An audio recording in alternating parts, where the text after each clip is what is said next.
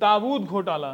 भैया जब तक कश्मीर का मुद्दा है, जवान मरते रहेंगे, जवान मरेंगे, तो उनके लिए ताबूत खरीदाएंगे और उस ताबूत में घोटाला होता रहेगा। ये देखिए ताबूत घोटाला, मतलब शर्म आनी चाहिए कि देश में ताबूत घोटाला भी हुआ है। 2019 का इलेक्शन आपको याद होगा, पुलवामा अटैक के बाद जब 2019 में लोकसभा चुनाव हुए तो किस तरह से भाषणबाजी हुई। ये है हमारे देश के प्रधानमंत्री नरेंद्र मोदी का। पहले ये भाषण सुनिए आप। क्या आपका पहला वोट पाकिस्तान के बालाकोट में एयर स्ट्राइक करने वाले वीर जवानों के नाम समर्पित हो सकता है क्या? मैं मेरे फर्स्ट टाइम वोटर से कहना चाहता हूं कि आपका पहला वोट पुलवामा में जो वीर शहीद हुए, उन वीर शहीदों के नाम आपका वोट समर्पित हो सकता है क्या? ये देखिए 2019 में प्रधानमंत्री जब वोट मांग रहे थे तो वो क्या कह रहे थे, पाकिस्तान का इस्तेमाल, कश्मीर का इस्तेमाल कर रहे थे। और वो बार बार कह रहे थे कि पुलवामा में जो हमला हुआ कश्मीर में, उसके नाम पर मैं फर्स्ट टाइम वोटर, जो युवा वोटर हैं, जो 18 साल अभी पार किए हैं, उम्र 18 साल हुई, वो जो वोट करने जा रहे हैं, वो कश्मीर के मुद्दे पे, पुलवामा के मुद्दे पर हमको वोट दिया जाए। देखिए भारत की राजनीति में किस तरह से इस्तेमाल किया जाता है कश्मीर के मुद्दे को। आगे देखिए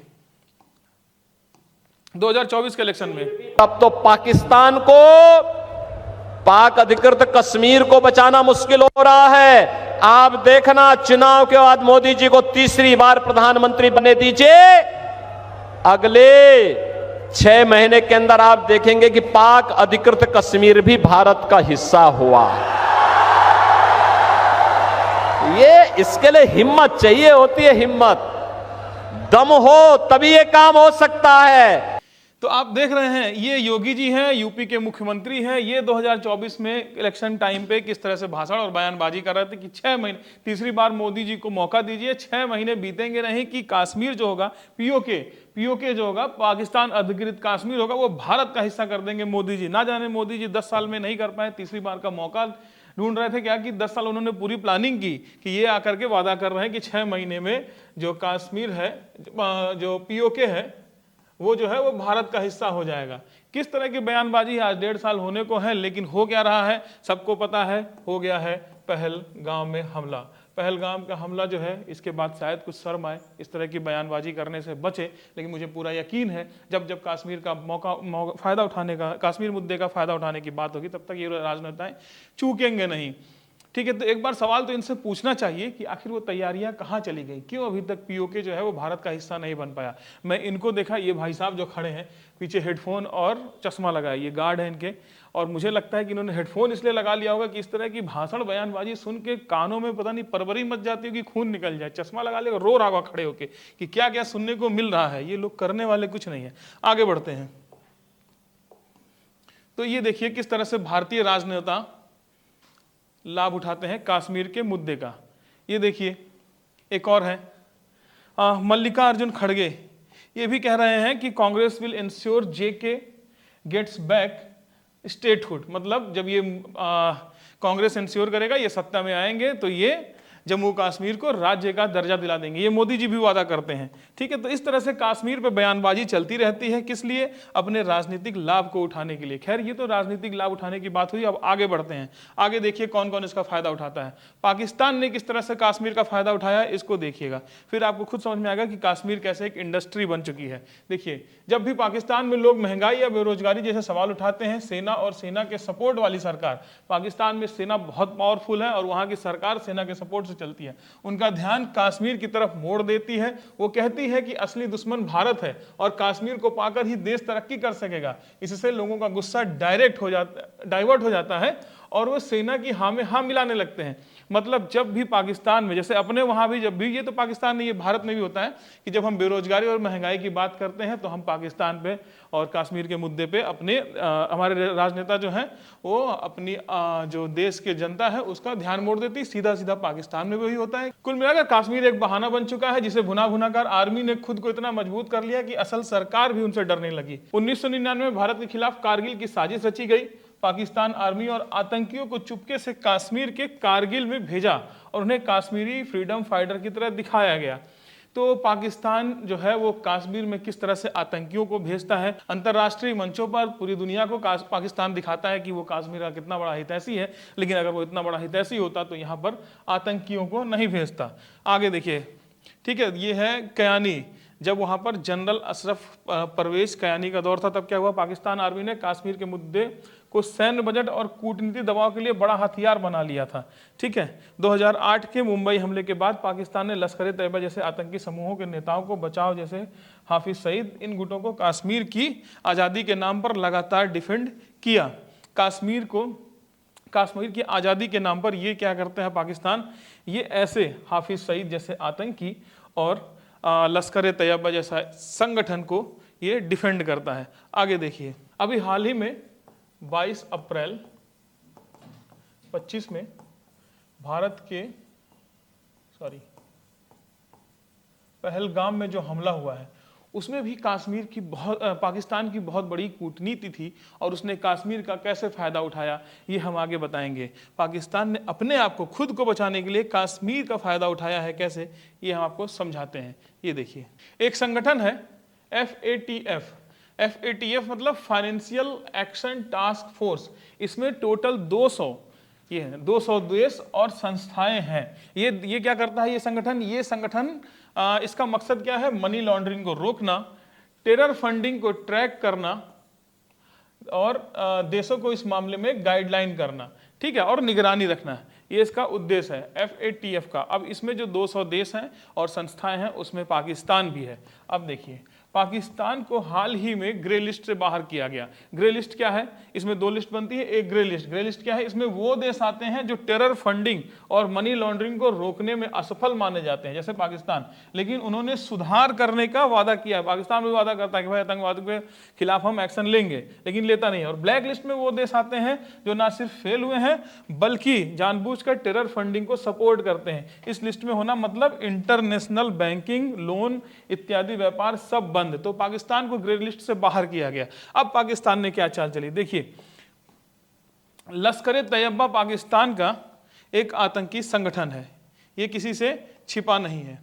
देखिए, लश्कर ए तैयबा ये पाकिस्तान का एक आतंकी संगठन है, पाकिस्तान में ही रहता है, वहीं से ऑपरेट होता है, POK के अंदर से ऑपरेट होता है, ठीक है। लेकिन अब कश्मीर, अगर ये एक्टिव होगा लश्कर ए तैयबा तो पाकिस्तान जो है FATF के ग्रे लिस्ट से में नहीं आ पाएगा, ग्रे लिस्ट में नहीं आ पाएगा और बाहर ही रहेगा। तो इसने क्या किया, एक नया विंग बनाया। तो द रेजिस्टेंस फ्रंट को पाकिस्तान कैसे दिखाता है, पाकिस्तान दिखाता है कि ये जो है ये कश्मीर के स्थानीय एक संगठन है, स्थानीय संगठन है, और द रेजिस्टेंस फ्रंट जो कर रहा है वो कौन कर रहा है, वो कश्मीर के लोग कर रहे हैं। और ये कश्मीर के लोग किससे खपा है, ये भारत के सरकार से खपा है, उनकी नीतियों से खपा है, वहाँ के लोगों से खपा है और ले करके ये कर रहे हैं। तो अभी द रेजिस्टेंस फ्रंट ने ये जिम्मेदारी ली है कि 22 अप्रैल को पहलगाम में जो हमला हुआ है वो द रेजिस्टेंस फ्रंट ने किया। लेकिन द रेजिस्टेंस फ्रंट को सारी फंडिंग, सारा कुछ मिलता है किससे, लश्कर ए तैयबा और पाकिस्तानी आर्मी से। लेकिन अब जो है लश्कर ए तैयबा डायरेक्ट ना करके द रेजिस्टेंस फ्रंट को लाया और पाकिस्तान कहता है कि ये तो कश्मीरी जनता और वहाँ का विद्रोह है, तो इसलिए ये इस तरीके से करके अपने आप को बचा रहा है कि मैं आतंक को बढ़ावा नहीं देता हूं और लश्कर ए तैयबा हमारे यहाँ नहीं है। और इस तरह से वो अपने आप को बचा रहा है FATF के ग्रे लिस्ट से बाहर होने में, ठीक है। तो देखिए किस तरह से कश्मीर का इस्तेमाल पाकिस्तान ने अभी किया।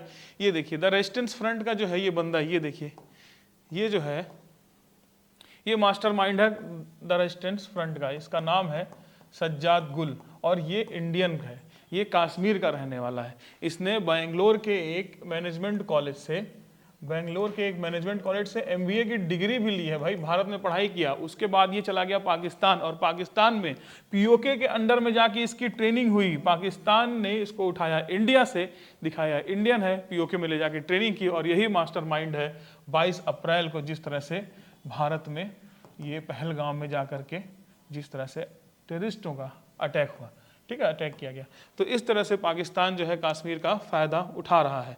अब देखिए, पाकिस्तान कश्मीर मुद्दे को मुस्लिम उत्पीड़न का रंग देकर OIC, organization of Islamic corporation से ये क्या कर रहा है, समर्थन और धन प्राप्त करता है। ध्यान दीजिएगा, इसके तहत मदरसों, एनजीओ और राहत कार्यों के नाम पर फंड आता है। तो इस तरह से कश्मीर के मुद्दे से पाकिस्तान जो है फंडिंग इकट्ठा करता है, पैसा मिलता है पाकिस्तान को। पाकिस्तान ने अक्सर इन फंड्स का बड़ा हिस्सा सेना और आईएसआई के जरिए इस्तेमाल किया। इसमें से कई बार आतंकवाद को भी समर्थन मिला। ये बातें अमेरिकी रिपोर्ट्स में भी आ चुकी हैं। भारत समय समय पर विश्व मंचों पर पाकिस्तान की इस रणनीति को उजागर करता है। कश्मीर मुद्दा पाकिस्तान के लिए सिर्फ एक संवेदनशील भू राजनीतिक मुद्दा नहीं है, बल्कि एक बड़ा आर्थिक और कूटनीतिक औजार है। ध्यान दीजिएगा, आर्थिक और कूटनीतिक। आर्थिक, जब तक कश्मीर का विवाद है तब तक पाकिस्तान को पैसा मिलता रहेगा, और जब कश्मीर का विवाद खत्म हो गया तो पाकिस्तान का जो फंड मिलने वाला सिस्टम है ये भी कैंसिल हो जाएगा। ठीक है, अरबों डॉलर की सहायता लेता है कौन? पाकिस्तान लेता है कश्मीर के मुद्दे से।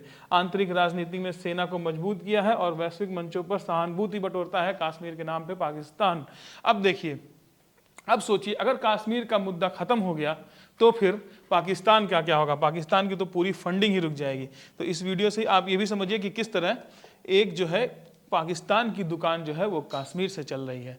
बाकी हमने अभी कुछ राजनेताओं की, अपने प्रधानमंत्री और मोदी जी की और योगी जी की बाइट दिखाई कि किस तरह से चुनाव प्रचार में वो कश्मीर का इस्तेमाल करते हैं। अब आगे समझते हैं चाइना।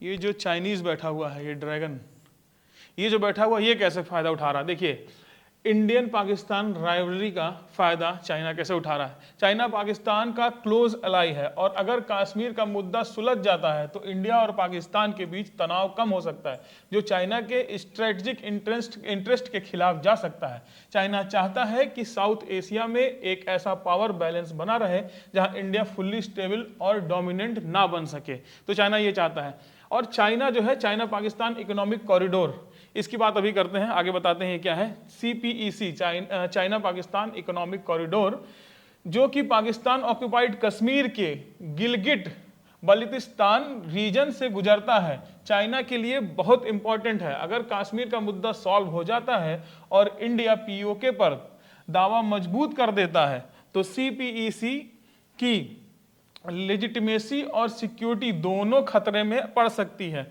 इसको समझ लेते हैं, आइए। ये देखिए, ये है चाइना, ये है China Pakistan economic corridor CPEC, जो कहां से आ रहा है? जो चाइना के सिंगजैंग सिटी से आ रहा है और ग्वादर घाटी, ग्वादर के पास जाकर के पाकिस्तान के खत्म हो रहा है। अब इस प्रोजेक्ट के जरिए चाइना क्या चाहता है? वो रोड और रेलवेज की कनेक्टिविटी अपने चाइना से पाकिस्तान में यहां तक लाना चाहता है। इससे क्या होगा? अभी देखिए, अभी चाइना जो है, चाइना ये है, ये चाइना है, और चाइना को पूरा ट्रांसपोर्ट करने के लिए, कोई माल ट्रांसपोर्ट या मंगाने के लिए पूरा समुद्र के एरिया को पार करके जाना पड़ता है। लेकिन अगर चाइना का ये प्रोजेक्ट पूरा हो गया तो चाइना डायरेक्ट यहाँ से रोड और ट्रेन की कनेक्टिविटी कर सकता है, और यहाँ पर ला करके यहाँ से समुद्र के रास्ते पूरी दुनिया पर जा कर सकता है, अपने इंपोर्ट और एक्सपोर्ट का बिजनेस कर सकता है। तो भैया चाइना के लिए प्रोजेक्ट बहुत जरूरी है, और चाइना का ये प्रोजेक्ट जो है वो China belt and road initiative के तहत आता है। ठीक है, तो चाइना के लिए कितना प्रोजेक्ट जरूरी है ये आप समझ गए। अब अगर लेकिन POK, अगर POK भारत के पास आ जाता है तो चाइना जो यहाँ से ये रोड बना रहा है, ये इंडिया कभी नहीं चाहेगा कि बन पाए। ठीक है, तो इस तरह चाइना भी जो है कश्मीर के मुद्दे को कभी सॉल्व होने देना नहीं चाहेगा। आगे देखिए, और क्यों नहीं, ये तो एक रीजन है, और भी कई रीजन है। आगे देखिए, चाइना इंडिया को एक रीजनल कंपटीटर के रूप में देखता है। एशिया में चाइना के बाद भारत सबसे बड़ा पावर है। अगर कश्मीर का इशू हल हो जाता है तो इंडिया एक और स्ट्रांग डिप्लोमेटिक विक्ट्री के साथ ग्लोबल स्टेज पर और ज्यादा एक्टिव हो सकता है, जिससे चाइना नहीं चाहता। देखिए, चाइना का कंपटीटर एशिया में सबसे बड़ा है भारत, और भारत जो है उलझा हुआ है कश्मीर के मुद्दे पे। और अगर कहीं कश्मीर का मुद्दा सुलझ गया तो भाई चाइना के लिए बड़ी मेहनत, चाइना के लिए बहुत बड़ा सिरदर्द हो जाएगा भारत, क्योंकि भारत बहुत तेजी से उभर के आएगा। चाइना और इंडिया के बीच भी कई डिस्प्यूट बॉर्डर हैं। अक्साई चीन, ठीक है, अक्साई चीन, कश्मीर डिस्प्यूट को जिंदा रख करके चीना इनडायरेक्टली इंडिया पर प्रेशर बनाता है। देखिए, अगर कश्मीर का मुद्दा मतलब POK भारत, देखिए ये जो है, ये रीजन जो है ये है POK, पाकिस्तान ऑक्युपाइड कश्मीर, इधर से पाकिस्तान ने कश्मीर को हथिया लिया है और ये रीजन जो है इसको अक्साई चीन बोलते हैं, ये चाइना ने हथिया लिया है। ठीक है, अब अगर पीओके का मान लीजिए पाकिस्तान ऑक्युपाइड कश्मीर का मसला हल हो गया, मतलब ये चीज़ हल हो गई, तो क्या होगा, यहाँ जो फोर्सेज, यहाँ जो पावर, यहाँ जो पैसा खर्चा इंडिया को करना पड़ता है वो किधर खर्च करेगा। अब जो है इंडिया जो है सारा सेंटर, सारा उसका फोकस जो रहेगा वो एक तरफ रहेगा और वो रहेगा अक्साई चीन की तरफ। मतलब चाइना जो इतना कब्जा करके बैठा हुआ है रीजन भारत का, उसको भी भारत को हथियाने में समय नहीं लगेगा। तो चाइना कभी नहीं जाएगा कि पीओके जो है ये कभी भारत के हिस्से में आए। ठीक है, आगे बढ़ते हैं। अब समझते हैं हथियार निर्माता कंपनियां दुनिया में जितनी भी हैं उनको क्या फायदा हो रहा है। देखिए, मोटी मोटा समझिए, कश्मीर का मुद्दा जिंदा है तो भारत को आर्म्स की जरूरत पड़ेगी और पाकिस्तान को भी जरूरत पड़ेगी। इंडिया और पाकिस्तान दोनों हमेशा जो है वॉर के उसमें रहेंगे, मतलब इनको हमेशा अपने मिसाइल्स बनानी है, एयरप्लेन्स चाहिए, बंदूक चाहिए, गोला बारूद चाहिए, ताकि बॉर्डर्स पे ये एक दूसरे से लड़ सकें। तो इसमें फायदा कौन उठाता है, हथियार निर्माता कंपनियां, इनको भी बहुत फायदा है। वैश्विक और स्थानीय हथियार निर्माता इस विवाद से आर्थिक तौर पर फायदा उठाते हैं। दोनों देश अपने अपने रक्षा बजट बढ़ा रहे हैं और भारी मात्रा में हथियार आयात कर रहे हैं। सिप्री रिपोर्ट मैं बताता हूं क्या है। अभी आगे सिप्री रिपोर्ट के अनुसार भारत दुनिया का दूसरा सबसे बड़ा आयात और पाकिस्तान का आयात भी तेजी से बढ़ रहा है। इसके परिणाम स्वरूप रूस, अमेरिका, फ्रांस, चीन आदि देशों की रक्षा कंपनियों को अरबों डॉलर से अनुबंधन मिल रहा है। विशेषज्ञों के अनुसार हथियार उद्योग सामान्यतः युद्ध या झड़पों से फलता फूलता है, इसलिए कश्मीर में किसी भी तनाव की सूचना पर नई मिसाइल, विमान और रक्षा उपकरण की बिक्री बढ़ जाती है। तो इस तरह से जो ये निर्माता कंपनियां हैं जो कहाँ बैठी हैं, रूस, अमेरिका, फ्रांस, चीन, और जाहिर सी बात है अपनी कंपनियों को कौन सा देश फलने फूलने नहीं देगा। तो रूस, अमेरिका, चीन, फ्रांस, ये ज़्यादा सारे देश जो हैं ये भारत और पाकिस्तान दोनों को हथियार सप्लाई करते हैं और इससे इनको मोटा मुनाफा होता है। ठीक है, आगे देखिए, अमेरिकी, चीन और अन्य बाहरी देश भी कश्मीर विवाद से लाभ पाते हैं। अमेरिका को दोनों देशों के साथ संबंध बनाए रखने का मौका मिलता है। उदाहरणतः सितंबर 2022 में अमेरिका ने पाकिस्तान को $450 मिलियन के F-16 लड़ाकू विमानों की बिक्री की, जिसे आतंकवाद रोधी कार्यवाही बताते हुए पाक के साथ अपने रक्षा संबंध मजबूत किए। अल जजीरा ने लिखा है, ये देखिएगा, इस सौदे से अमेरिकी रक्षा उद्योग को आर्थिक लाभ मिला। चीन ने पाकिस्तान के साथ मिलकर गिलगिट बल्टिस्तान, अभी जो बता रहे थे, गिलगिट बल्टिस्तान में KCPEC प्रोजेक्ट पर भी भारी निवेश किया। ठीक है, अब ये आंकड़ा देखिए, ये आंकड़ा है 2020 से 2024 का, ये आंकड़ा दिया है SIPRI Stockholm international peace research institute. ये क्या करता है, इसके पास पब्लिक के जितने भी पब्लिक आंकड़े रहते हैं, किस देश ने कितना युद्ध लड़ा, किस देश ने कितने आर्म्स को खरीदा और किस देश ने कितने आर्म्स को भेजा, उसके हिसाब से ये डाटा तैयार करता है। इसके हिसाब से 2020 से 2024 तक इंडिया जो है दूसरा सबसे बड़ा इंपोर्ट करने वाला देश है। इंडिया ने सबसे ज़्यादा जो आर्म्स की खरीदारी की है वो रसिया से की है, उसके बाद फ्रांस से की है, उसके बाद इजराइल से करी है। उसके बाद देखिए पाकिस्तान पांचवा सबसे बड़ा देश है जो 2020 से 2024 तक इसने आर्म्स को इंपोर्ट किया है। इसने कहाँ से किया, सबसे ज़्यादा चाइना से, फिर नीदरलैंड से और फिर टर्की से।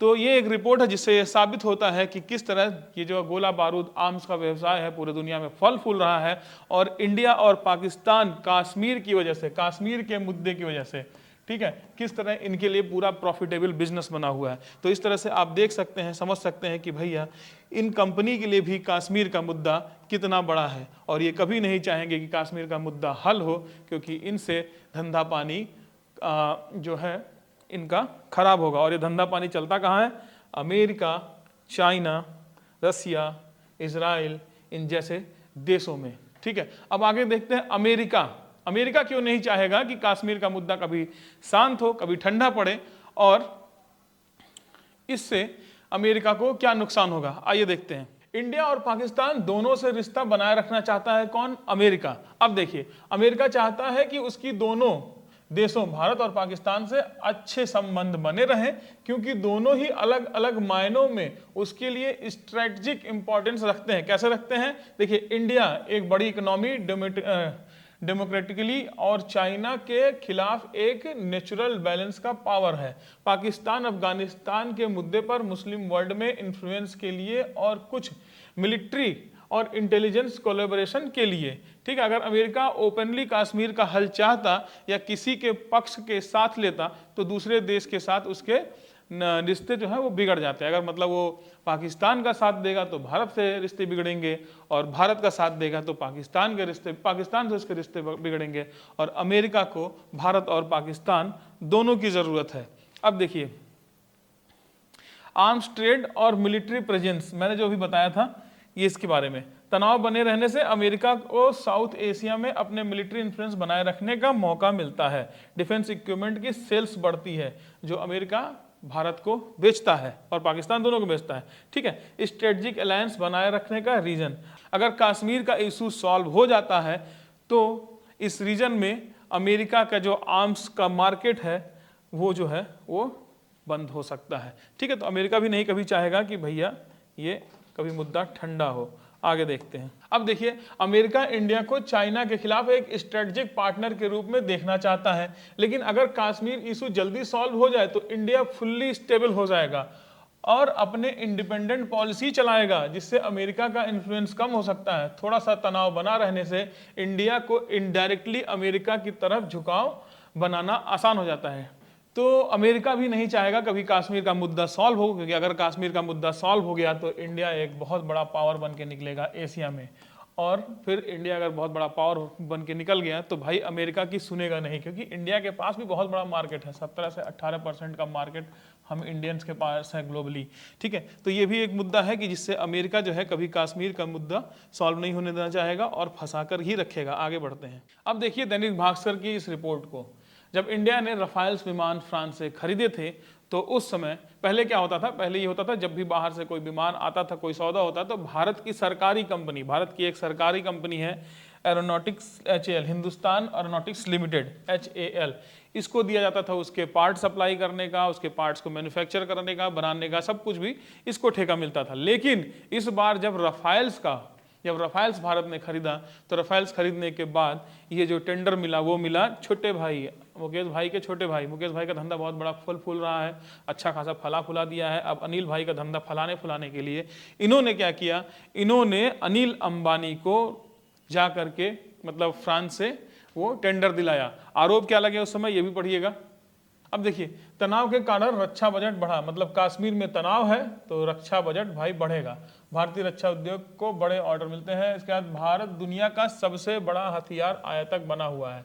अब बढ़ते हुए खतरों के कारण भारी अच्छा खरीदारी हो रही है, मतलब खतरे के कारण राफेल्स खरीदे जा रहे हैं। ठीक है, इसमें राहुल गांधी ने क्या एक सवाल उठाया था। देखिए, राहुल गांधी ने सवाल उठाया कि जिस डील के बारे में देश की रक्षा मंत्री, रक्षा सचिव और हिंदुस्तान एरोनॉटिक्स लिमिटेड HAL को जानकारी नहीं थी, उसके बारे में अनिल अंबानी को जानकारी कैसे मिल गई।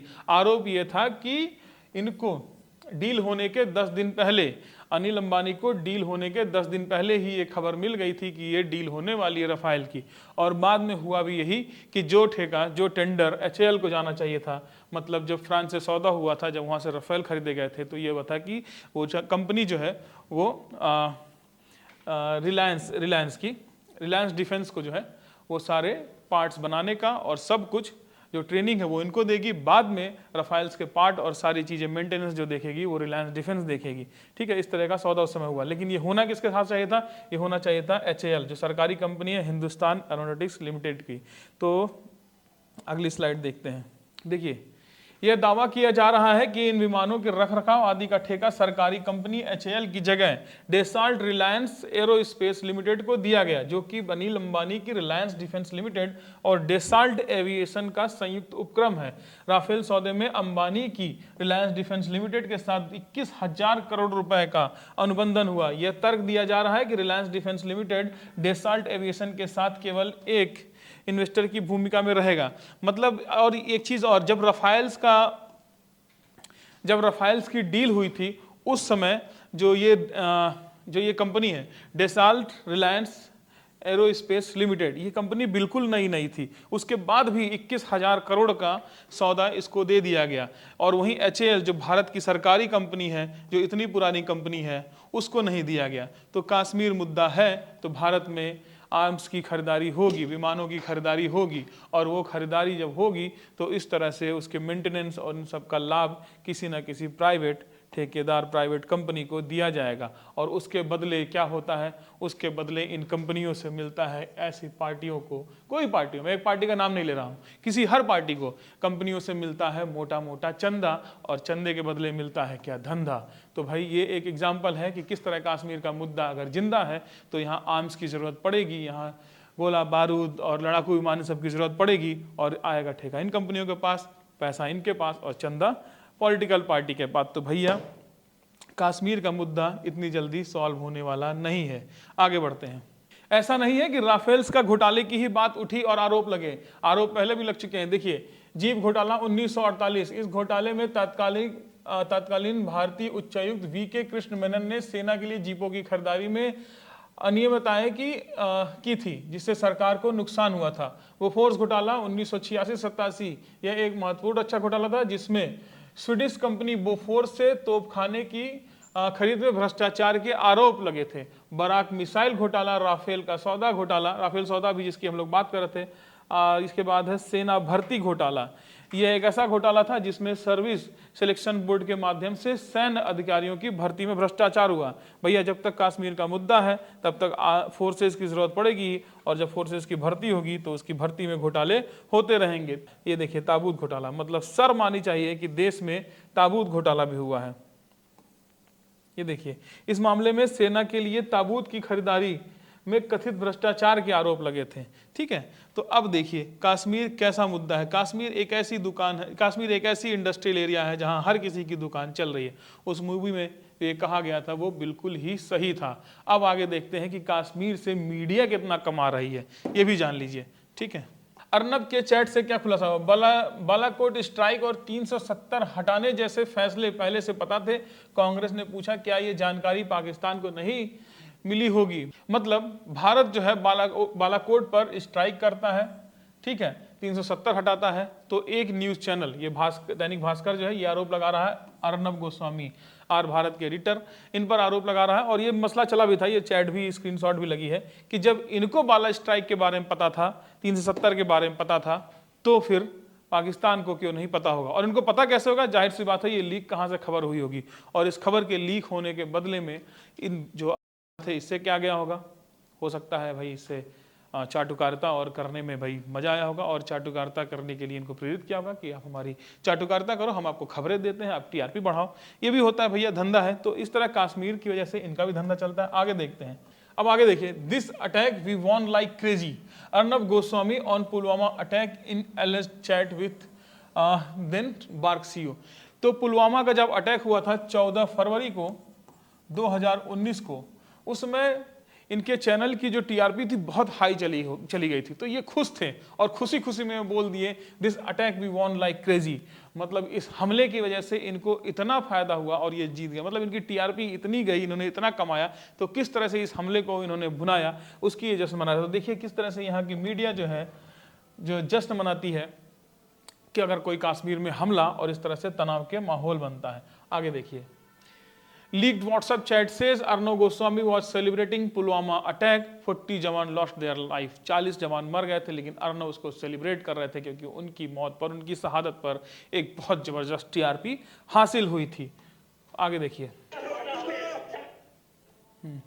तो भाई भारत की मीडिया के बारे में, हमारे नेशनल मीडिया के बारे में तो बोलना ही बेकार है। यहाँ जो हो रहा है 150 नंबर की हमारी मीडिया क्या कर रही है वो आप देख सकते हैं। अगर कोई इस तरह से कश्मीर पे तनाव होता है तो भैया इनका न्यूज़ रूम वॉर रूम बन जाता है। ये जहाज़ें उड़ती हैं, ये प्लेन उड़ता है, कोई हेलीकॉप्टर में बैठ के एनिमेशन के जरिए बॉर्डर पर जाकर के बम पत्रकार फोड़ने लगते हैं। ये सारी चीज़ें हमारे नेशनल टेलीविजन पर हर 8-9 बजे होता है। पाकिस्तान से लड़ते हैं, यहाँ से हिंदुस्तान से लड़ते हैं, मुर्गे लड़ाए जाते हैं, आपस में लड़ते हैं, और ये TRP का खेल है। तो कश्मीर एक बहुत बड़ा मुद्दा है। ये वीडियो देखिए, इस वीडियो को हंसिएगा देख करके। जिंदाबाद, पाकिस्तान मुर्दाबाद, और सिक्का और पाकिस्तान जिंदाबाद, खालिस्तान जिंदाबाद, पाकिस्तान जिंदाबाद, हिंदुस्तान जिंदाबाद। तो ये देखा आपने, ये क्या मजाक चल रहा है नेशनल टेलीविजन पर, किस तरह से ये आदमी भाला ये यहाँ पर नेशनल टेलीविजन में बैठ करके ये लाइव यहाँ से भाला दिखा रहा, वो वहाँ से भाला दिखा रहा पाकिस्तान से, और मीडिया वालों ने लिख भी दिया भैया फिर पिटा पाकिस्तान। मतलब ये यहाँ स्टूडियो में बैठ करके भाला दिखा रहे हैं और फिर पिटा पाकिस्तान यहाँ लिख रहे हैं, और पाकिस्तान से ये लाइव। गजब की तमाशेबाज है। आगे देखिए, ड्यू टू, ये भाई बहुत अच्छा कमेंट है इसलिए मैंने उठा लिया, due to security reason India और पाकिस्तान जंग ऑनलाइन हो रही है। गजब, मतलब सिक्योरिटी रीजन की वजह से इंडिया और पाकिस्तान की जंग ऑनलाइन हो रही है। तो ये है भैया भारत की मीडिया का हालत, और किस तरह से भारतीय मीडिया कश्मीर के मसले को भुनाती है, टीआरपी बटोरती है, और किस तरह से अपना बिजनेस बड़ा करती है, ये मैंने समझाने की लास्ट में कोशिश की है। देखिए, देशभक्ति और पाकिस्तान विरोध को सनसनीखेज बनाते हैं ये लोग। कश्मीर में यदि कोई आतंकी हमला होता है तो टीवी चैनल पर तुरंत जवाब दो पाकिस्तान, घर में घुस के मारेंगे जैसे आक्रामक टाइटल डालते हैं। चैनल इसे एक इमोशनल ड्रामा बना देते हैं, ठीक है, जैसे युद्ध बस शुरू ही होने वाला। ये लोग ऐसा कर देते हैं कि बस युद्ध से कल से शुरू होने वाला है। पहलगाम अटैक के बाद भी बस ये लोग अगले दिन से दिखाने लगे कि तैयारियां हो गई हैं, बस पाकिस्तान की इंडिया की फोर्सेस तैयार है, बस पाकिस्तान में जाने वाली है, बम गिराने वाली है, बरसाने वाली है, और ना जाने क्या क्या खबर ये लोग चलाते हैं। इनका हिसाब से चले तो अभी पाकिस्तान पे जाकर के भारत परमाणु बम गिरा देगा और पाकिस्तान भारत में गिरा देगा। इस तरह से लोग करते हैं। 2019 पुलवामा हमले के बाद अधिकतर मीडिया चैनल ने युद्ध जैसा माहौल की कवरेज की थी, जिसमें स्टूडियो में सैनिकों के कटआउट, नक्शे और मिसाइल ग्राफिक्स तक लगाए गए थे। अभी इस पहलगाम के हमले के बाद भी सारे स्टूडियो में ये एनिमेशन के जरिए जेट्स उड़ाए जा रहे हैं, रफेल उड़ाए रहे हैं, दुनिया भर के प्लेन उड़ाए जा रहे हैं, आर्म फोर्स से जा रही गोला बारूद चले जा रहे हैं। रिपोर्टर्स, उनके एंकर्स जो हैं वो आर्मी की वर्दी पहने हुए हैं, बंदूक पहने हुए लेकर के घूम रहे हैं, स्टूडियो में ही बात कर रहे हैं, लड़ रहे हैं, झगड़ रहे हैं, ये सारी चीज़ें चल रही हैं। पैनल डिबेट तो ऐसा होता है कि जैसे वही गोली मार के सब खत्म कर देंगे, ठीक है। डिबेट शो में कश्मीरी बुद्धिजीवों, मानवाधिकार कार्यकर्ताओं को आमंत्रित कर उन्हें देशद्रोही साबित करने की कोशिश की जाती है। ये दर्शकों की भावनाएं भड़काने का तरीका होता है, जिससे एंगर ड्राइवन टीआरपी मिलती है, ठीक है। द वायर की ये रिपोर्ट है, आगे देखिए। वास्तव में बहुत कम ही चैनल होते हैं जो ग्राउंड में जाकर के रिपोर्टिंग करते हैं। बाकी सारे क्या करते हैं, मेज पर नक्शे, सैनिकों की फोटोज और ग्राफिक्स दिखा करके ये अपना काम चला लेते हैं, ठीक है। मीडिया कभी नहीं बताता कि कश्मीर में कितने आम नागरिक मारे गए हैं, कितने कब तक इंटरनेट बैन रहा, या कितनी बार कर्फ्यू लगा। इसके बजाय सिर्फ सेना की जीत, आतंकियों की मौत और पाकिस्तान की नाकामी का हाईलाइट दिखाया जाता है, ठीक है। ताकि आगे देखिए, मीडिया हमेशा सरकारी नैरेटिव का समर्थन करता है और इसके बदले मीडिया को मिलता है जबरदस्त ऐड।